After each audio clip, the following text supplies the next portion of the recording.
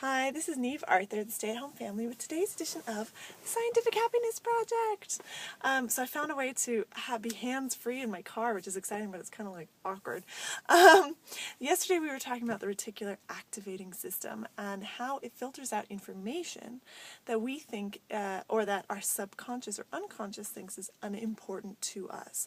So if it's filtering stuff out that's unimportant, then how do we know what's important and what's unimportant to us, because the stuff that's unimportant is being filtered out, so all we'll see is the stuff that we think is important, and then it just perpetuates the same kind of thinking.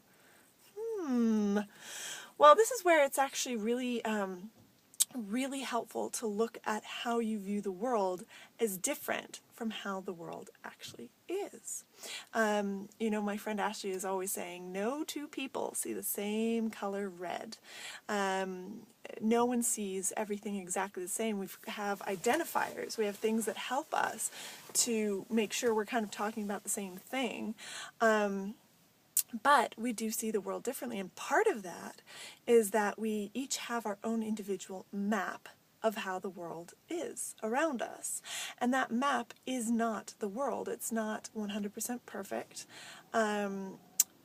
Like, for example, a map takes out a lot of detail. So when you're looking at maybe even a hiking map, it's not going to show you all the rocks that are on the trail. It's not going to show you all the trees that are at the side of the path. It's only going to show you the path, where it goes in relation to the whole.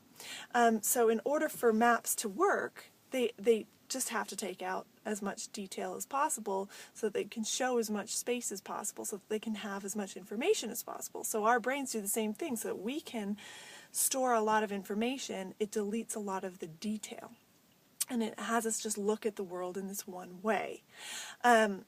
So one thing that's incredibly helpful, if you think your map of the world is not actually serving you, if it's not helping you, if you're not feeling happy on a day-to-day basis, if you're finding that you're struggling to achieve things, then potentially that's because of a problem with your map, and that usually comes down to beliefs.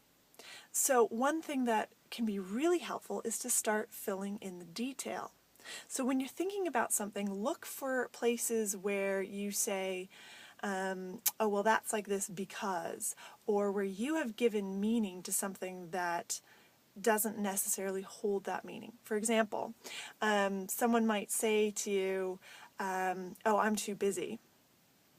And then you go away going, oh, they blew me off. That's an example. Oh, they don't like me. Another example. Oh, their work is more important to them than me. Another example. All that happened in that situation is someone said, I am too busy.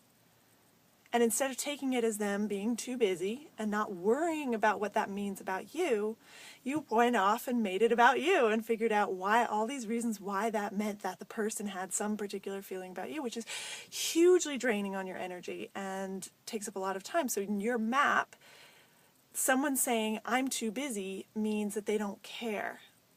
Okay, so, but that might not mean that in their map. In their map, I'm too busy might mean I'm too busy.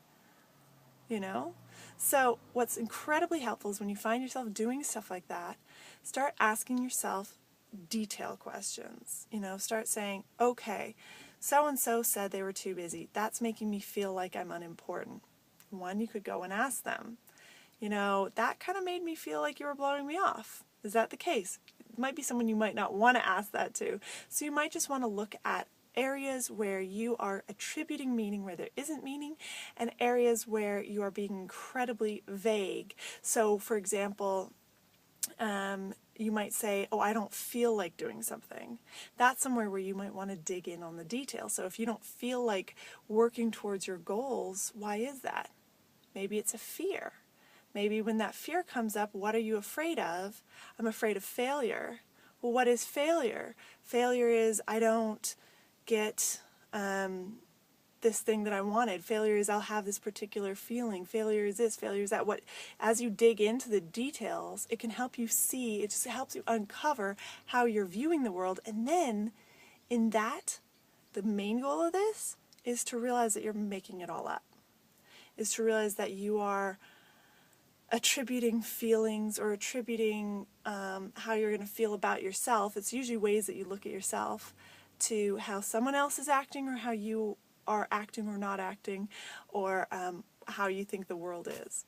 So that was kind of a convoluted way to say that you look at the world through a filter, through this map, and that if you want to change it, you have to start examining it and really looking at it and look at it and look at what actually is happening and look at what your map is saying is happening. And where you notice differences, it gives you fantastic freedom to change how you think. So, this has been another fantastic episode of Scientific Happiness Project. Make sure you have subscribed to the YouTube channel and liked the Facebook fan page. I appreciate you. I will see you in the next video.